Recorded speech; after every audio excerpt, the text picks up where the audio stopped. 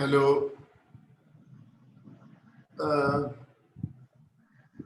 Mister Harinder Singh, are you hair?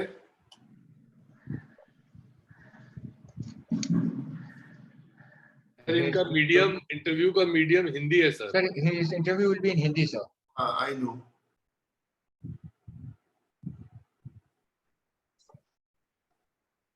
He is still not connected.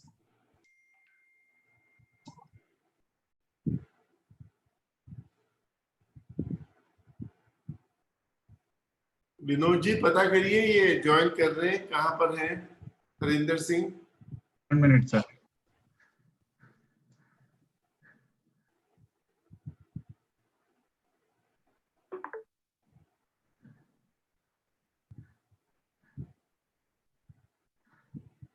I think so. He is connected now. Connected? I think, yeah. Let us see. Harinder Singh आप line पर हैं क्या? हरिंदर सिंह आप line पर हैं?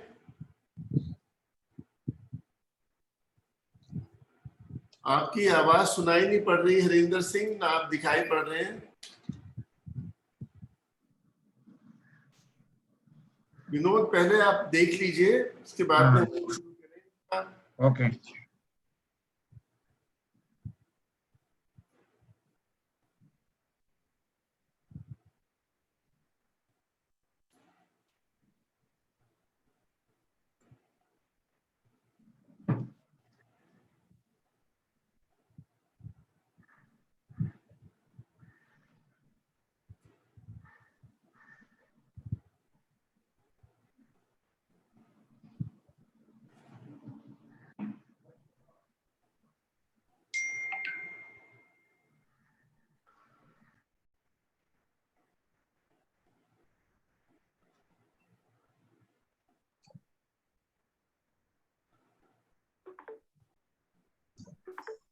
Number.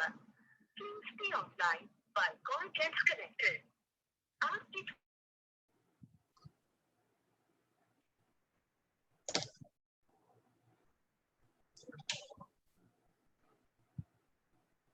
Harinder Singh, आपको हमारी आवाज सुनाई पड़ रही है? नमस्कार कहिए। हेलो। आवाज सुनाई यस पड़ सर। रही है आपको? जी जी सर जी। अच्छा, चलिए, बड़ा अच्छा लगा, आपसे दोबारा भेंट हो गई। नमस्कार। आप कहाँ से बोल रहे हैं अभी? आप कहाँ से बोल रहे हैं? सर मैं मथुरा में अपने घर पर ही। कहाँ है आपका घर? कहाँ पर, कौन से स्टेशन से ज्वाइन कर रहे हैं? Sorry sir. आप कहाँ पर हैं अभी? सर मथुरा। मथुरा से बोल रहे हैं, वेरी गुड। हरिंदर सिंह, आप थोड़ा अपने बारे में बताएंगे, जितनी आप संक्षेप में जानकारी दे सकें 3-4 मिनट में। अपनी पृष्ठभूमि, अपने पारिवारिक पृष्ठभूमि, अपनी शैक्षणिक और आपका जीवन में क्या उद्देश्य है? जी सर, मेरा नाम हरिंदर सिंह है। मैं मथुरा शहर का मैं रहता हूँ, जो कि एक धार्मिक नगरी है। मेरी एजुकेशन केंद्रीय विद्यालय मथुरा कैंट से मैंने स्कूलिंग करी है और साथ ही साथ बायोटेक्नोलॉजी के क्षेत्र में MSc Guru Jambheshwar university of science and technology से पूर्ण करी है। Sir, after my completing education मैंने विभिन्न प्रकार की जॉब्स में जैसे टीचिंग किया है, रिसर्च एसोसिएट की पोस्ट पर एक वैक्सीन डेवलपमेंट प्रोग्राम में काम किया है।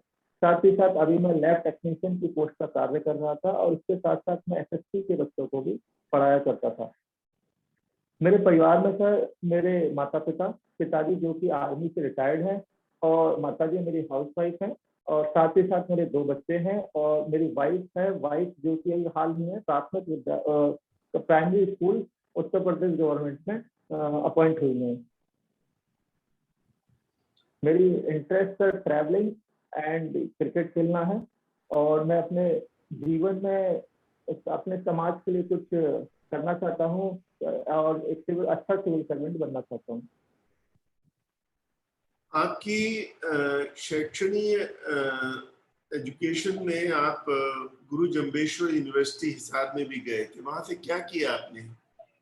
सर मैंने वहाँ से एमएससी बायोटेक्नोलॉजी करी है। गुरु जम्बेश्वर जी के बारे में क्या जानते हैं, आप कुछ बता सकते हैं? सर गुरु जम्बेश्वर जी एक पर्यावरणविद थे, आध्यात्मिक गुरु थे, और जिनको जम्बे जी के नाम से भी जाना जाता है। बेसिकली सर वो ट्री फॉलिंग और एनिमल किलिंग के अगेंस्ट में थे। उन्होंने एक अपना बिश्नोई संप्रदाय की स्थापना करी थी, जो कि हरियाणा में इस समय बहुतायत में लोग बिश्नोई संप्रदाय को फॉलो करते हैं।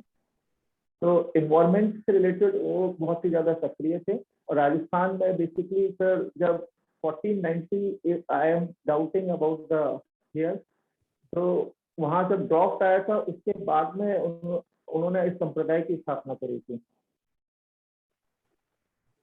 तो उनके साथ में कुछ विश्नोई समुदाय के साथ में कुछ स्टोरी भी जुड़ी हुई है क्या? वहां पर राजस्थान में कुछ कहते हैं, कुछ ट्री काटने के बारे में कुछ स्टोरीज थी। Sorry sir. हाँ सर, वहाँ एक ट्री था, खेरी ऐसे कुछ नाम है, मुझे एग्जैक्टली याद नहीं है। तो उसको प्रोटेक्शन के लिए उन ट्री को बिश्नोई संप्रदाय में आज उसे एक रिलीजियस ट्री, सेक्रेड ट्री माना जाता है।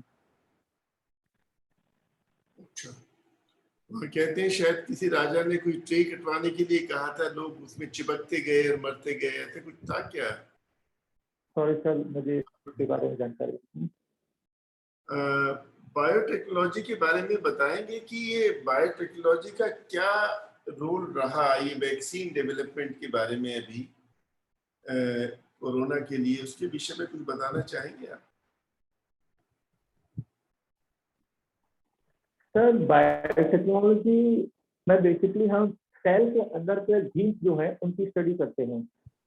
हेलो, हाँ हाँ बताइए, बोलिए, मैं सुन पा रहा हूँ। सेल अंदर जेनेटिक मटेरियल की स्टडी करते हैं और उस जेनेटिक मटेरियल को कंपैरिजन करके दूसरे डिफरेंट जेनेटिक मटेरियल्स के साथ में कभी हम उनको लाइगेट करते हैं, कभी उनको सेपरेट करते हैं। मीन्स पर्टिकुलर किसी जीन से जो प्रोटीन बनती है उस प्रोटीन की स्टडी करके उस प्रोटीन के बारे में, मतलब फॉर एग्जाम्पल कोई डिस्किड नाम की डिजीज होती है, इम्यूनोसप्रेसिव डिजीज है, तो उसमें पर्टिकुलर जीन के ना होने की वजह से प्रोटीन डेवलपमेंट नहीं होती है, जिससे इम्यूनोग्लोबिन नहीं बन पाते हैं।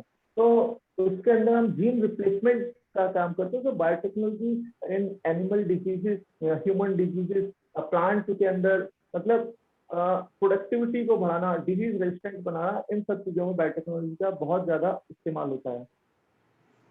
वैक्सीन डेवलपमेंट में सर बात करें तो रिसेंटली जैसे कोविड-19 रहा है, तो कोविड-19 में बेसिकली सबसे पहले जेनेटिक मटेरियल स्टडी किया गया कोरोना वायरस का, जो कि, और उसके बाद में उसी जेनेटिक मटेरियल के बेस पर, जो कि उसमें आरएनए होता है, एक वैक्सीन बनाई गई यूएस के अंदर। जैसे फाइजर की mRNA बेस्ड वैक्सीन है, मॉडर्ना की वैक्सीन है, it is also RNA based vaccine.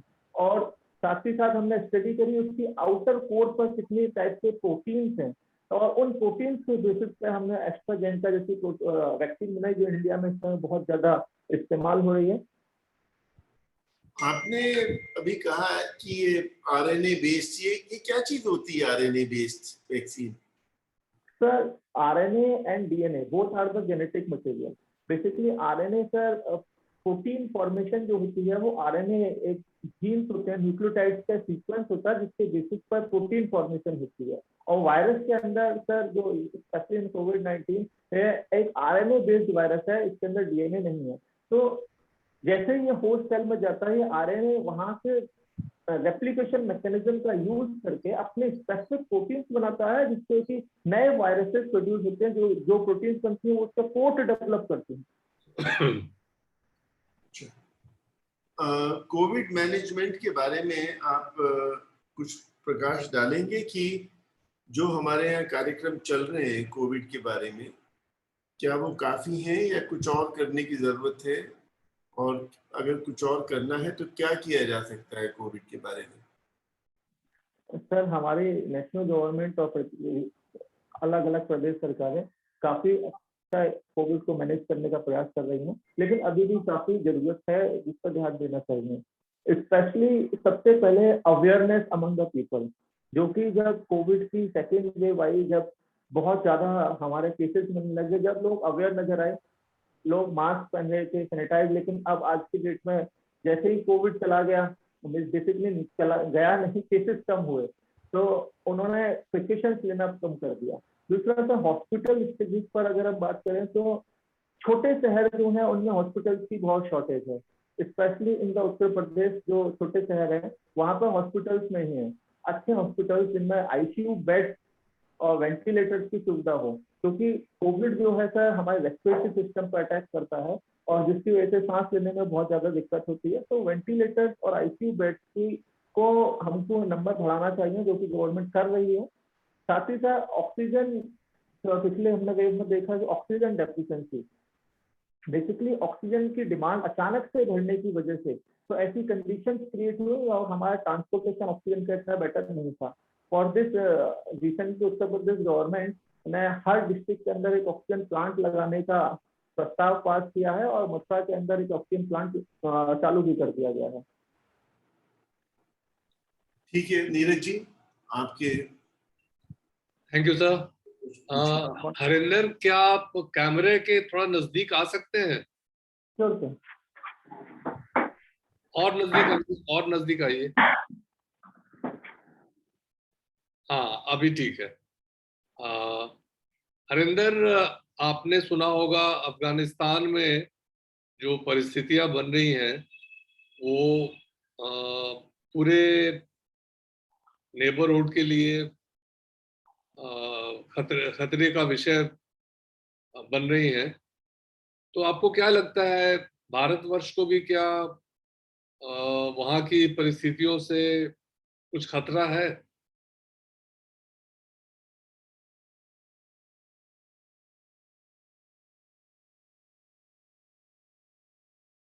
Harinder?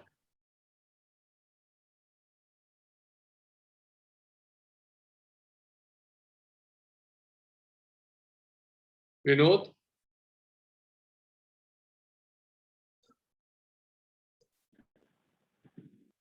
Yes, sir. He's there, right?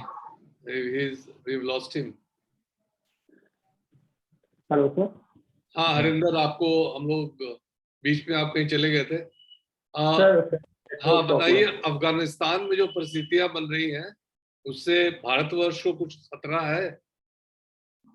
Ji sir, निश्चित रूप से अगर हमारा नेबरहुड पीसफुल रहता है, डेमोक्रेटिक कंट्रीज रहते हैं, तो हम तो नेशनल सिक्योरिटी के ऊपर इतना कंसर्न करने की जरूरत नहीं रहती है। लेकिन अगर हमारा नेबरहुड में अशांति है, वॉर लाइक कंडीशंस है, तो निश्चित रूप से हमारे देश के ऊपर उसका इफेक्ट पड़ेगा। जैसा कि अभी अफगानिस्तान में रिसेंटली हमने देखा कि 73 district out of 450, sir number याद नहीं है, तो 73 डिस्ट्रिक्ट पर तालिबानीज ने with the help of their forces कब्जा कर लिया है। तो निश्चित रूप से वहाँ की डेमोक्रेटिक गवर्नमेंट को उससे खतरा है। और अगर तालिबान इस तरीके से वहां पर ग्रो करेगा तो तालिबान और पाकिस्तान में आतंकवादी जो समूह हैं उनके रिश्ते सर किसी से छुपे नहीं है। तो निश्चित रूप से पाकिस्तान के ऊपर भी प्रेशर रहता है कि हमारे आतंकवादी समूह जो हैं वो पाकिस्तान में है, तो पाकिस्तान सीधा बॉयकॉट कर देगा उसको तालिबान की तरफ। तो जो पाकिस्तान के ऊपर एंटी टेररिज्म का वो प्रेशर बना रहता है एक्शन लेने का, वो थोड़ा रिड्यूस हो जाएगा। तो निश्चित रूप से अफगानिस्तान की परिस्थितियां भारत को बहुत ही संवेदनशील बना देती हैं। अच्छा, तो आप क्या चाहेंगे कि हम लोगों को क्या करना चाहिए? जो वहाँ की परिस्थितियां बन रही हैं उसके मुताबिक हम लोगों का क्या रुख होना चाहिए अफगानिस्तान की तरफ? अफगानिस्तान में बेसिकली अफगान गवर्नमेंट को, अफगान डेमोक्रेटिक गवर्नमेंट को हमें पूरा सपोर्ट देना चाहिए इन टर्म्स ऑफ लॉजिस्टिक, और जो भी उनको हेल्प चाहिए। हमारी गवर्नमेंट बेसिकली अपनी आर्मी को वहाँ डिप्लॉय नहीं करना चाहती है, लेकिन हम लॉजिस्टिक इंटेलिजेंस हेल्प उनको प्रोवाइड करवा सकते हैं, सैटेलाइट की इंफॉर्मेशन हम उनको अच्छे से प्रोवाइड करवा सकते हैं। साथ ही साथ मेरा ये विचार है कि भारत तालिबानीज और अफगानी गवर्नमेंट के बीच में एक इंटरमीडिएट का रोल भी प्ले कर सकता है, लेकिन वो अगेंस्ट द डेमोक्रेटिक रूल्स रहेगा, इसलिए हमारी भारत सरकार इसके अगेंस्ट में रहती है। तो अफगान सरकार को हर तरह की मदद प्रोवाइड करवाना निश्चित रूप से भारत के हित में है। अच्छा, एक चाइना भी इस पूरे इक्वेशन में आ जाता है और कहते हैं कि बेल्ट एंड रोड इनिशिएटिव एक चाइना का है, जो जिसमें अफगानिस्तान भी शामिल है, पाकिस्तान भी शामिल है। तो क्या है ये belt and road initiative? Sir basically China old silk route जिसको कहा जाता है उसको रीडेवलप करने का प्रयास कर रहा है। चाइना से road and rail network up to European countries और साथ ही साथ विद द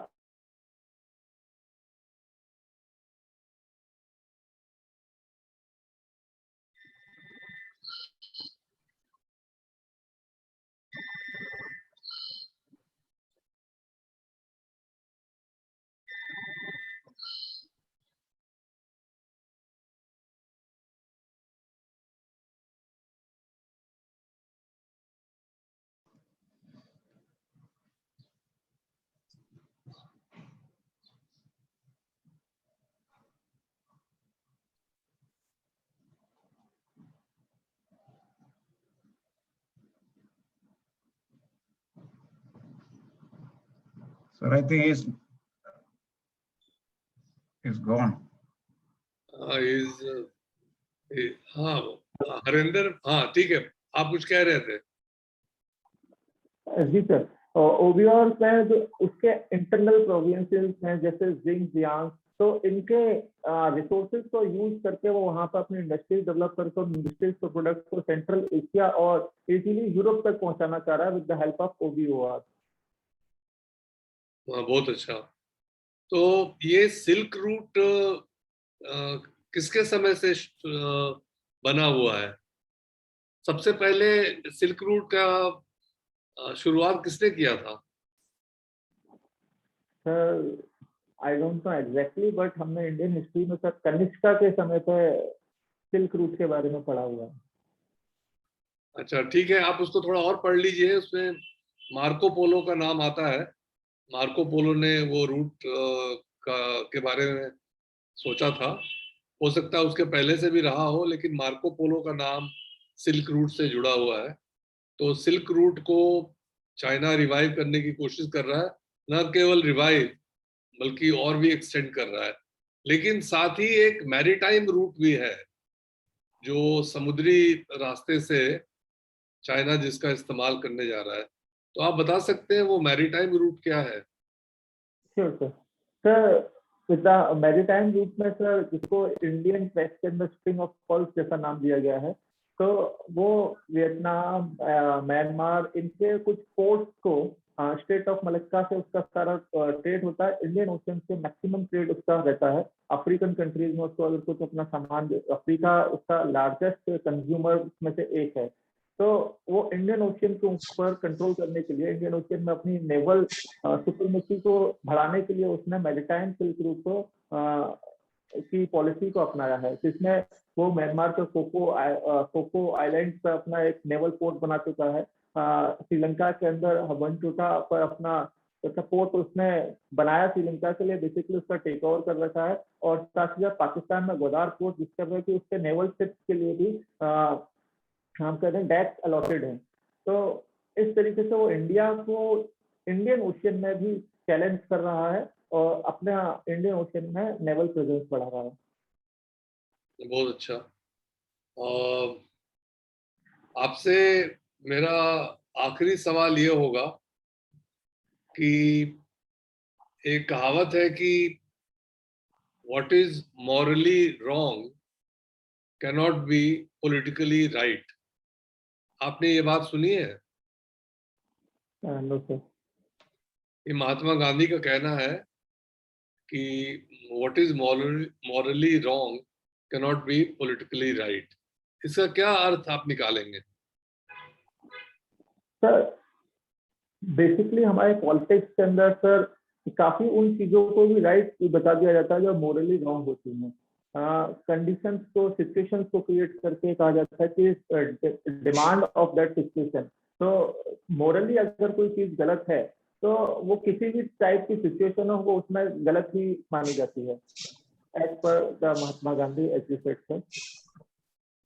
तो अभी हाल में कोई ऐसी घटना घटी है या कोई ऐसा फैसला हुआ है जिसको आप समझते हैं कि वो मॉरली ठीक नहीं है और इसीलिए पॉलिटिकली भी ठीक नहीं है? सर मुझे ऐसा याद नहीं आ रहा, सॉरी सर। कोई बात नहीं। राजीव जी। Thank you, sir. नमस्कार Harinder ji. Good morning sir. नमस्कार सर। मॉर्निंग। कुछ मथुरा के बारे में बतलाएंगे, और स्पेसिफिकली मथुरा के का थोड़ा इतिहास की तरफ उसका बताएंगे, उनका कैसे कहाँ से ये नाम मथुरा आया, और थोड़ा इतिहास के बारे में बताएं मथुरा का। सर मैं प्रयास करता हूँ।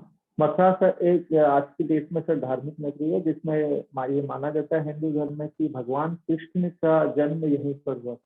तो मथुरा सर बेसिकली यादवों की नगरी के रूप में जाना जाता था। तो वहाँ पर महाराजा अग्रसेन का शासन हुआ करता था, और उन्हीं के जो संत कंस थे, जिसमें भगवान श्री कृष्ण और कंस की फाइट होती है, इसमें कंस को वो वध कर देते हैं। तो मथुरा का उससे पहले हम अपने ऐतिहासिक रूप से अगर देखें पुरातत्व रिलीजियस को छोड़कर, तो मथुरा 16 महाजनपदों में, सॉरी सर, लेकिन तो आई थिंक आंध्र प्रदेश का भाग हुआ करता था। मथुरा एक आर्थिक रूप से बेहतर स्थिति था। तो साथ ही साथ जब कनिष्का पीरियड आता है, तो यहाँ पर स्कूल आर्ट का एक बहुत बड़ा मतलब कनिष्का की एक आर्ट कैपिटल के रूप में सिटी डेवलप होता है। मध्यकाल इतिहास का भी कुछ बताएं मथुरा के बारे में। Sir sorry sir, Mahmud Ghazni के साथ जुड़ा हुआ है, सिकंदर लोधी के साथ जुड़ा हुआ है, औरंगजेब, इतना रिच हिस्ट्री है आपका इतिहास है मथुरा का, है कुछ जानकारी है? या अगला प्रश्न पूछूं मैं? सर औरंगजेब के संबंध में थोड़ी जानकारी है कि मथुरा के मंदिरों को उन्होंने काफी तोड़वाया था, जिसमें कुछ टूटे हुए मंदिर आज भी यहाँ पर हैं। और साथ ही साथ श्री कृष्ण जन्म स्थान जो है, उसके साथ में एक जामा मस्जिद का उन्होंने डेवलपमेंट करवाया, जो कि औरंगजेब उसका क्या नाम है उस मस्जिद का? Sir I think Jama Masjid या शाही मस्जिद है। शाही मस्जिद, सही कहा आपने, सही कहा आपने। अच्छा ये बताइए, अभी इसका विरासत शहर के रूप में भी चुना गया है, विरासत शहर, ये भारत सरकार ने चुना है आपको मथुरा को, तो इससे क्या लाभ होगा मथुरा को? जी सर, मथुरा को इससे निश्चित रूप से लाभ होगा। मथुरा के अंदर बेसिकली एक टूरिस्ट सिटी के रूप, रिलीजियस टूरिज्म बहुत ज्यादा है। तो यहाँ पर काफी बहुत पुरानी बिल्डिंग्स भी हैं, जिसके ऊपर गवर्नमेंट ने फोकस करना शुरू किया, उनकी मेंटेनेंस करना स्टार्ट किया। जैसे गोकुल की साइड में और बरसाने के अंदर राधाराम टेम्पल है, वहाँ पर यूपी गवर्नमेंट ने अच्छा काम करना स्टार्ट कर दिया है। साथ ही साथ हेरिटेज सिटीज के अंदर इसको काउंट होने की वजह से यहाँ पर निश्चित रूप से जो रिलीजियस टूरिज्म है वो बहुत ज्यादा बढ़ेगा, और इंफ्रास्ट्रक्चर यहाँ पर ग्रोथ होगी। इंफ्रास्ट्रक्चर ग्रोथ होगी, ठीक है। अच्छा हम लोग वो स्मार्ट सिटीज का चयन हो रहा है, स्मार्ट सिटीज कुछ हम लोगों ने चुना है, उसका डेवलपमेंट कैसे होगा? स्मार्ट सिटीज के बारे में क्या नई चीजें आएंगी उनमें? सर स्मार्ट सिटीज बेसिकली जो हमारे पुराने शहर हैं, तो उनमें कुछ समस्याएं रही हैं। जैसे सबसे बड़ी समस्या सर ड्रेनेज की रही है। दूसरी समस्या सर वहाँ पर इस तरीके से अनप्लैंड ग्रोथ हुई है, और वहाँ पूरे unauthorised construction of colonies and buildings हुआ है, जिसकी वजह से ग्रीनरी भी कम हो गई है। तो स्मार्ट सिटीज के अंदर एनवायरमेंट के ऊपर पूरा ध्यान दिया जाएगा, सैनिटाइजेशन के ऊपर पूरा ध्यान दिया जा रहा है, सैनिटेशन के ऊपर पूरा ध्यान दिया जा रहा है। साथ ही साथ स्मार्ट सिटीज के अंदर गवर्नमेंट का फोकस ये है कि maximum requirement of energy, sir ऊर्जा की अधिक से अधिक सप्लाई वहां पर रिन्यूएबल सोर्सेज के थ्रू हो। बहुत अच्छा। ये बताइए हरिंदर, ये मथुरा में विधवा आश्रम है, हिंदुस्तान का मेरे ख्याल से सबसे बड़ा आश्रम यही है, और कॉम्प्रिहेंसिव उसमें फैसिलिटीज दिए गए हैं। इसको एक कमेटी ने इसकी जांच की थी, इसके बारे में कुछ सुझाव वगैरह देने के लिए आपको ध्यान में है कौन सी कमेटी थी, या उसके चेयरपर्सन कौन थे वगैरह, ध्यान में है? सर कमेटी का नाम नहीं पता, लेकिन जो सुझाव हैं उनके बारे में मैं प्रयास कर सकता हूँ। हाँ बताइए। सर सबसे पहले उन्होंने जो सुझाव दिए थे, वो विधवाओं को जो वहाँ रहने की कंडीशंस हैं उनको इम्प्रूव करने के लिए सुझाव दिए थे। वहाँ बेसिकली एक एक हॉल के अंदर 50-50, 60-60 जो हमारे यहाँ विधवा हैं वो रह रही थी। तो उन्होंने कहा था कि इनकी प्रॉपर मेडिकेशन, इनके रहने का पूरा बंदोबस्त हो, साथ ही साथ इनके एंटरटेनमेंट के लिए भी कोई पूरा बंदोबस्त हो। और साथ ही साथ उन्होंने एक सजेशन शायद ये भी दिया था कि कुछ इनको एम्प्लॉयमेंट बेसिस पर भी इनको कुछ प्रोवाइड करवाया जाए, क्योंकि मैक्सिमम विधवाएं जो हैं, विधवा आश्रम नॉट ओनली वन, वृंदावन के अंदर, मथुरा के अंदर वृंदावन है और नियर अबाउट 50-60 विधवा आश्रम वहाँ पर या ओल्ड एज होम्स वहाँ पर हैं। तो उन सभी में मेन जो विधवाएं हैं वो उनका जो मेन अर्निंग एक तरीके से हम कह सकते हैं कि वो वहाँ पर भिक्षा, वृंदावन में भिक्षा का एक बड़ा ही हमारा हिंदू धर्म से जुड़ा हुआ है, तो भिक्षा मांगा करती हैं। वहां से जो उनको रिसोर्सेज मिलते हैं उन्हीं से उनका आटा और खाना वाना सब बनता है। अच्छा महेंद्र जी, आपका एक वो एक्स्ट्रा करिकुलर या हॉबी आपका ट्रैवलिंग भी है। जी, ट्रैवलिंग कौन कौन सी जगह गए हैं जो आपके माइंड पर एक इम्प्रेशन छोड़ गया हो, कोई अच्छी जगह गए हैं उसका नाम बताइए, और कौन कौन सी जगह आप जाना पहले आप बताएं कहाँ आप गए हैं जो आपको इम्प्रेस किया हो, आपको अभी तक ध्यान में हो कि इस जगह हम गए हैं आदमी। सर मैं साउथ इंडिया में बेसिकली मदुरई, कन्याकुमारी, रामेश्वरम और साथ ही साथ तिरुवनंतपुरम और कोचीन यहाँ पर विजिट किया। और नॉर्थ इंडिया में अगर हम देखें तो सर मैंने हरिद्वार, ऋषिकेश, मनाली, वैष्णो देवी, इन सब जगहों पर विजिट किया हुआ है। तो अगर मैं देखूं इम्प्रेशन के बेसिस पर, तो सबसे इतने मंदिर में मैंने देखा कि वैष्णो देवी के अंदर जो फैसिलिटीज हैं, जो लोग वहाँ आते हैं उनके लिए फैसिलिटीज बहुत अच्छी डेवलप करी गई हैं। प्रॉपर सैनिटेशन है, प्रॉपर लोगों के लिए खाने के लिए उन्होंने वैष्णो देवी ट्रस्ट जो है उसके थ्रू वहाँ पर रेस्टोरेंट है। और इसके बाद सर सेकंड थिंग मुझे जो लगी कि साउथ इंडिया के अंदर नॉर्थ इंडियन सिटीज के कंपेरिजन में साफ सफाई की स्थिति थोड़ी बेहतर है। वैष्णो देवी का जो मंदिर है उसके ये क्लीनलीनेस या उसका अभी प्रेजेंट स्थिति लाने में किस नाम से जुड़ा, कोई नाम ध्यान में आता है आपको, किन्होंने इतना प्रयत्न किया था? सर एग्जैक्टली मुझे नहीं मालूम, लेकिन अभी वैष्णो देवी ट्रस्ट के नाम से संस्था वहाँ पर वर्क कर रही है। हाँ, वो आर्मी उसको देखे, उस समय वो जगमोहन साहब थे उसके गवर्नर, लेफ्टिनेंट गवर्नर, नहीं JNK के गवर्नर थे, उनके टाइम में ये काफी उन्होंने। अच्छा ये बताए, और कौन सी जगह आप जगह का चयन कैसे करते हैं, कहाँ घूमने जाएं, इस क्या चीज क्या ध्यान में रखते हैं उसको चयन करते समय?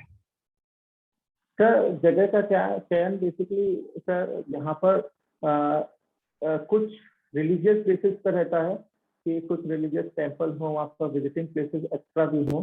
तो जैसे कि सर मैं मनाली विजिट करने गया था, तो वहाँ पर मेरा प्रेफरेंस नेचर था। और जब मैं साउथ इंडिया गया तो वहाँ पर मेरा प्रेफरेंस जो रिलीजियस टेम्पल्स हैं वहाँ का जो कल्चर है उसको जानने का रहा था। साउथ इंडिया में कोई ज्योतिर्लिंग है उसका नाम बताएंगे? सर ज्योतिर्लिंग है रामेश्वरम से। उस टेम्पल का नाम, किस नाम से भगवान जाने जाते हैं वहाँ? रामेश्वरम सर लॉर्ड शिवा का मंदिर है। किसी नाम से जाने जाते हैं? लॉर्ड रामेश्वरम शायद। हम बताएंगे आपको बताएंगे। अच्छा, अगर सपोज आपको पूछा जाए कि कोई किसी बीच का नाम बताइए जहाँ आप घूमना चाहेंगे हिंदुस्तान में, बीच, सी बीच, तो कौन सा जगह आप पसंद करेंगे? मैं गोवा के बीचेस पर जाना पसंद करूंगा, क्योंकि वहाँ के जो सैंड की नेचुरल ब्यूटीनेस है वो काफी ज्यादा है। वहाँ पर येलो सैंड बेसिकली ज्यादा मिलती है, जिसकी वजह से वहाँ उन बीचेस की जो सुंदरता है वो और ज्यादा बढ़ जाती है। अच्छा, इसी से जुड़ा हुआ एक और, अगर आपको कोई नेशनल पार्क जाना हुआ तो कौन सा नेशनल पार्क आप जाना चाहेंगे और क्यों? सर मैं नेशनल पार्क अपना सबसे नजदीक में रणथंबोर नेशनल पार्क है, वहाँ जाना पसंद करूंगा। तो दो रीजन हैं, एक तो नियरेस्ट टू माय होम और सेकेंडली सर रणथंबोर के अंदर टाइगर डेंसिटी इंडिया के अंदर दूसरे नंबर पर है। सबसे ज्यादा हमारा बांधवगढ़ में पाई जाती है, दूसरे नंबर पर रणथंबोर पाई जाती है। तो मैं रणथंभौर विजिट करना चाहूँगा, और अगर मुझे मौका मिलता है तो मैं जिम कॉर्बेट नेशनल पार्क भी विजिट करना चाहूँगा। अच्छा, नेशनल पार्क के बारे में बताएं, कौन सा वो कानून है जो यहाँ के जानवरों को, पशुओं को बचाने के लिए एक कोई लॉ है, उस एक्ट है, उसका नाम जानते हैं आप? वाइल्ड लाइफ प्रोटेक्शन एक्ट है जो 1972 में इनेक्ट किया गया था। बहुत अच्छा। इसी के साथ जुड़ा हुआ एक और छोटा प्रश्न है, इसी लॉ के साथ में एक कॉन्स्टिट्यूशनल चेंज भी हुआ। इस लॉ के साथ में एक कॉन्स्टिट्यूशनल चेंज हुआ था, वो आपको ध्यान में है क्या था? वाइल्ड लाइफ प्रोटेक्शन एक्ट 1972 एक कॉन्स्टिट्यूशनल चेंज भी लाया था, उसके स्टेटस में, एक्ट के स्टेटस में, ये आपको ध्यान में है? नहीं सर, मुझे एग्जैक्टली नहीं याद, कोई बात लेकिन नहीं, कोई बात नहीं, कोई बात नहीं। अच्छा, हाँ, डजंट मैटर। अच्छा, एक और प्रश्न आपसे हम ये पूछेंगे, आप अगर आपके मथुरा में ही आपकी पोस्टिंग अगर हो जाए एज अ डिस्ट्रिक्ट कलेक्टर, तो क्या क्या से, कौन कौन सी एरियाज हैं, कौन कौन से क्षेत्र हैं जिसमें आपको लगता है कि कमियां रह गई हैं, वहां पर सुधार का बहुत स्कोप है? और आप एक और इसी के साथ जुड़ा हुआ, और आप अपना जो आपका एजुकेशनल बैकग्राउंड वगैरह है, और आपका जो अपनी आपका या तो एजुकेशनल बैकग्राउंड या फिर आपका जो अभी आप जॉब कर रहे हैं, अभी आप यहाँ स्टाफ सिलेक्शन कमीशन के लिए मेरे ख्याल से आप कोचिंग करते हैं, फिर आपका सब्जेक्ट्स का जो चयन रहा है, आपने पढ़ा, उसमें एमएससी भी किया है बायोटेक में, जो सब कुछ को मिला करके बताइए कि क्या आप वहाँ पर किस क्षेत्र में आप प्रभाव डाल पाएंगे और कैसे, किन एरियाज? सर, मथुरा में बेसिकली सर ग्रामीण क्षेत्रों में एजुकेशन की स्थिति अच्छी नहीं है, तो मैं सबसे पहले मथुरा में ग्रामीण एजुकेशन, ग्रामीण स्तर पर एजुकेशन पर काम करना चाहूँगा। साथ ही साथ मथुरा के अंदर ड्रिंकिंग वाटर और ड्रेनेज की बहुत प्रॉब्लम है। यहाँ पानी जो है वो थोड़ा सैलिनिटी, पानी के अंदर सॉल्ट कंसेंट्रेशन ज़्यादा है, जिसकी वजह से 90% of population proper drinking water नहीं वहाँ पहुँच पा रहा है, तो मैं ड्रिंकिंग वाटर के लिए काम करना चाहूँगा। एजुकेशन हो गया, ड्रिंकिंग वाटर हो गया, और सिर्फ पॉइंट्स बतलाएं। सर, ड्रेनेज सिटी के ड्रेनेज, अंदर मतलब ड्रेनेज की व्यवस्था अच्छी नहीं है, तो मैं उस पर भी काम करूँगा। आखिरी प्रश्न ये बताएं, आप इन्फ्लेशन, स्फीति को कैसे आप समझते हैं कि कंट्रोल इसको किया जा सकता है, किन किन व्यवस्थाओं से? सर, इन्फ्लेशन कंट्रोल के लिए गवर्नमेंट, स्पेशली आरबीआई के पास में काफी मैकेनिज्म है, जैसे repo rate, reverse repo rate, bank rate, लेकिन इन्फ्लेशन को अगर बेसिक चीजों पर, अगर बेसिक लेवल पर अगर हमको कंट्रोल करना है, तो सबसे पहले हमको जो कंज्यूमेबल आइटम्स हैं, जो सबसे ज्यादा जरूरत के छोटे आइटम्स हैं, उनके रेट के ऊपर कंट्रोल करना पड़ेगा। फॉर एग्जाम्पल सब्जियां, गेहूं, बेसिक नेसेसिटीज के आइटम्स जो हैं, ताकि लोगों की कुछ सेविंग्स ज्यादा रह सकें। मथुरा का जीपीएस कोऑर्डिनेट क्या है? सॉरी, नहीं, कोई बात नहीं। आखिरी, स्टाफ सिलेक्शन कमीशन किस मंत्रालय के अधीन है? Staff selection commission department of personnel training. Very good, very good, thank you. नहीं, बिल्कुल सही आपने उत्तर दिया। Thank you sir, over to you sir. Thank you so much ji. Harinder, आप ये बताइए, अंत में एक सवाल आपसे बस ये पूछना है मुझे, आपके अब तक करियर में, लाइफ में, आप सबसे ज्यादा क्या अचीवमेंट समझते हैं, जो आपकी उपलब्धि हो, आप समझते हैं कि ये आपने हासिल किया है, एक बात, और आने वाले भविष्य में अपने करियर से क्या आपकी अपेक्षाएं हैं, तवक्को हैं, क्या समझते हैं कि आपको अचीव करना बाकी है? सर, मेरे एजुकेशन बैकग्राउंड में अगर मैं देखूं, तो सबसे अच्छा अचीवमेंट मेरा जेएनयू एंट्रेंस एग्जाम क्रैक करके गुरु जम्बेश्वर यूनिवर्सिटी। दोबारा कहिए, क्या हुआ अचीवमेंट अब तक? सर, जेएनयू के थ्रू बायोटेक्नोलॉजी का एंट्रेंस एग्जाम पास करके मैंने गुरु जम्बेश्वर यूनिवर्सिटी में एडमिशन किया, और वहां पर गुरु जम्बेश्वर यूनिवर्सिटी से मेरा selection centre for cellular and molecular biology में समर ट्रेनिंग एंड प्रोजेक्ट के लिए हुआ। तो ये एजुकेशन में मेरे कुछ अचीवमेंट है, साथ ही साथ मुझे डीबीटी डिपार्टमेंट ऑफ बायोटेक्नोलॉजी की तरफ से एमएससी के ड्यूरेशन में पूरी स्कॉलरशिप भी प्रोवाइड की गई। और sorry sir, I am not remembering your next question. दूसरा प्रश्न ये था कि आने वाले आपके भविष्य में अपनी लाइफ से और कैरियर से क्या आपकी अपेक्षाएं हैं, किस तरीके से क्या आप अचीव करना चाहते हैं और ये सिविल सर्विसेज के माध्यम से कैसे अचीव करेंगे उसको? सर, सिविल सर्विसेज मैं एक अच्छा आने वाले भविष्य में एक अच्छा सिविल सर्वेंट बनना चाहता हूँ और समाज के अंदर मेरा रिस्पेक्ट हो, और साथ ही साथ मुझे सोसाइटी के बहुत सारे वर्गों के लिए काम करने का मौका मिलेगा। As a civil servant different department में काम करने का मौका मिलेगा और समाज के कुछ वांछित लोगों के लिए पॉलिसी मेकिंग का काम करने का भी मौका मिलेगा। तो बहुत ज़्यादा डाइवर्स वर्क मुझे एज ए सिविल सर्वेंट करने को मिलेंगे, जिसकी वजह से मैं अपनी पूरी during the duration of my job कुछ ना कुछ नया सीखता रहूँगा। साथ ही साथ फाइनेंशियल स्टेबिलिटी भी एज एन सिविल सर्वेंट रहती है। अगर हम सैलरी की बात करें तो प्राइवेट सेक्टर से कम हो सकती है, लेकिन जो इसके साथ में गवर्नमेंट की तरफ से काफ़ी सारी सुविधाएं दी जाती हैं, तो वो सुविधाएं जो मिलती हैं and the respect, mainly the respect in society, वो बाकी सब चीज़ों से काफ़ी ज़्यादा है। ठीक है नीरज जी, आप कुछ बताना चाहेंगे इनको और फीडबैक? हाँ, ये हम लोग के साथ आपका दूसरा इंटरव्यू है, तो पिछली दफा से इस दफा तो आपका परफॉर्मेंस काफी बेहतर है, इसमें कोई शक नहीं है। और पिछली दफा आप बहुत ज्यादा अंग्रेजी बोल रहे थे अपने इंटरव्यू में, जबकि आपने अपना मीडियम हिंदी दिया हुआ है। आज भी 2-3 जगह आपने थोड़ा थोड़ा कुछ वाक्य अंग्रेजी में बोले, जबकि कोई जरूरत नहीं थी अंग्रेजी में बात करने की। तो इसका ध्यान रखिएगा कि वो एक अच्छा इंप्रेशन नहीं देता है।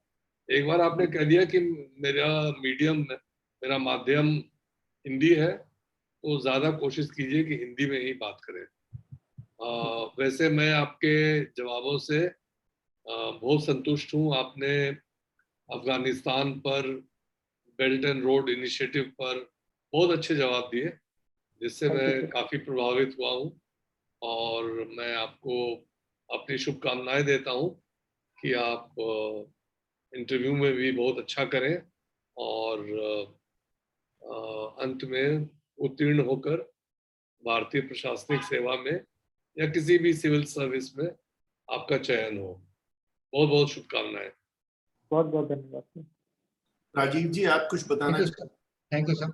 2-3 चीज। एक तो चूंकि आप मथुरा से हैं और बहुत ज्यादा कैंडिडेट्स हमने तो नहीं देखा है इस क्षेत्र से हमारे पास आते हुए, but that will not be A complete assessment. हम सिर्फ ये कह रहे हैं कि क्योंकि आप ऐसी जगह, तो यहाँ के बारे में थोड़ा और आपको जानकारी प्राप्त करनी। यहाँ के बारे में सवाल बहुत तरह के हो सकते हैं, कल्चरल, रिलीजियस, वहाँ का फेस्टिवल्स जो है, होली वहाँ से गायन मशहूर है, वहाँ की सेमी क्लासिकल सॉन्ग्स वहाँ के मशहूर, फोकलोर्स है वहाँ के बहुत सारे, और बड़ा इंटरेस्टिंग है और आपको जानकारी काफी होगा ही। थोड़ा सा और उस पर आप वो कर लीजिए। और जैसे विधवा आश्रम की कमेटी आपने फंक्शंस तो और उनके रिकमेंडेशंस आपने सही बताया। ऐसी जानकारी के लिए डॉक्टर गिरिजा व्यास की अध्यक्षता में एक कमेटी बनी थी जिन्होंने ये सब रिकमेंडेशंस दिए थे। अच्छा, फिर वहाँ की हिस्ट्री के बारे में, प्राचीन काल का तो आपने काफी अच्छा उत्तर दिया, और ये भी मध्यकाल वाले में आपने ये तो कहा कि औरंगजेब ने, लेकिन उसका पूरा इतिहास जान लीजिए। जैसे अल उद्बी में वो तारीख यामिनी ये करके उसमें वो है, और उसमें सारा जिक्र है सिकंदर लोदी जी का है, दिल्ली सल्तनत के बारे में। बहुत शिकन है आइडल, उसका नाम उनको दिया गया औरंगजेब को आइडल डिस्ट्रॉयर के रूप में। फिर चैतन्य महाप्रभु कहाँ से हैं, तो उनके बारे में थोड़ा जानकारी ले लीजिए। औरंगजेब ने ये सब बुद्ध और जैन मंदिर को बहुत सारे ध्वस्त किया, उन्होंने बर्बाद किया, और उसका नाम उस जगह का बदलकर उन्होंने इस्लामाबाद रख दिया। इन्होंने नाम इसका बदल दिया। तो इसका थोड़ा जानकारी वहां के बारे में रखिए आपको, क्योंकि मथुरा के बारे में अगर कोई प्रश्न आए और आप मिस कर जाएंगे तो वो अच्छा नहीं लगेगा, क्योंकि आपका बर्थ प्लेस है। इसलिए जितना जानकारी हो सके आपने लैटिट्यूड लॉन्गिट्यूड 27 डिग्रीज और लॉन्गिट्यूड 77 डिग्रीज ईस्ट नॉर्थ उसको याद कर लीजिएगा। वहाँ के फेस्टिवल्स, प्रमुख फेस्टिवल्स हैं उसका नाम याद कर लीजिएगा। और लास्टली अभी जो आपने हमने हमने आपसे पूछा कि आप एज ए डीएम या डिस्ट्रिक्ट कलेक्टर क्या क्या आप करेंगे, सभी आपने अच्छा उत्तर दिया। उसमें सिर्फ एक ऐड करना है कि चूंकि आजकल के संदर्भ में कोरोना का नाम तो हेल्थ आपने कहा, लेकिन उसमें ऐड कर दीजिएगा कि कोरोना के लिए हम प्रिपेयर्डनेस अपना और थोड़ा स्ट्रेंथन करेंगे, तो थोड़ा और आपका आंसर कंप्लीट लगेगा। ठीक है, वैसे बहुत अच्छा आपने प्रश्न, हमको लास्ट टाइम से याद है, आपने इस बार काफी अच्छा। और सबसे बड़ा चीज जैसा नीरज सर ने कहा, हिंदी का इस बार का आपका प्रयोग ज्यादा रहा है की लास्ट टाइम जो आपने किया था, इसको थोड़ा और आप और मथुरा के बारे में सब बस यही है मुझे कहने के लिए आपका। और आपको बहुत बहुत शुभकामनाएं कि आप इसमें सक्सीड करें, सफलता हो मिले आपको। Thank you sir. सर धन्यवाद। मैं भी आपको अपनी शुभकामनाएं देना चाहता हूं, भगवान आपको सफल करें। आपसे जो मैंने एक प्रश्न पूछा था गुरु जम्बेश्वर जी के बारे में, तो आपको इसका पता होगा, नहीं तो देख लीजिएगा ये जब आप गूगल करेंगे, कि जो ओरिजिनल चिपको मूवमेंट शुरू हुआ था राजस्थान में, ये सन 1485 में वहीं से शुरू हुआ था। और वो एक लेडी थी अमृता देवी बिश्नोई, और वो एक के बाद एक उन्होंने वो ट्री से चिपक के, वहां पर जो वहां के किंग ने ट्री काटने का हुक्म दिया था, तो लोग चिपकते रहे, उनके सिर कटते रहे। और वो एक ऐसा वाकया है, एक स्टोरी उसकी, जो अभी तक भी सारी दुनिया में साइट की जाती है कि किस तरीके से एनवायरनमेंट को प्रिजर्व किया जाए। तो ये जरूर पढ़ लीजिएगा, आपको ये इसके बारे में कोई प्रश्न पूछ सकते हैं। तो अच्छा इम्प्रेसिव परफॉर्मेंस रहा है, हमारी तरफ से आपको बहुत शुभकामनाएं करें। और सर विथ योर परमिशन, मैंने इनसे पूछा था एक प्रश्न, Rameshwar sir with your permission sir, आपसे मैंने पूछा था अंदर रामेश्वर के मंदिर का नाम आपने, वो सेतु बंधु के नाम से जाने जाते हैं, सेतु बंधु शिव जी का मंदिर है, ज्योतिर्लिंग है। जी सर, थैंक यू सर। चलिए ठीक है, हमारी शुभकामनाएं, आपको भगवान आपको सफल करें। धन्यवाद सर। Thank you. नमस्ते सर।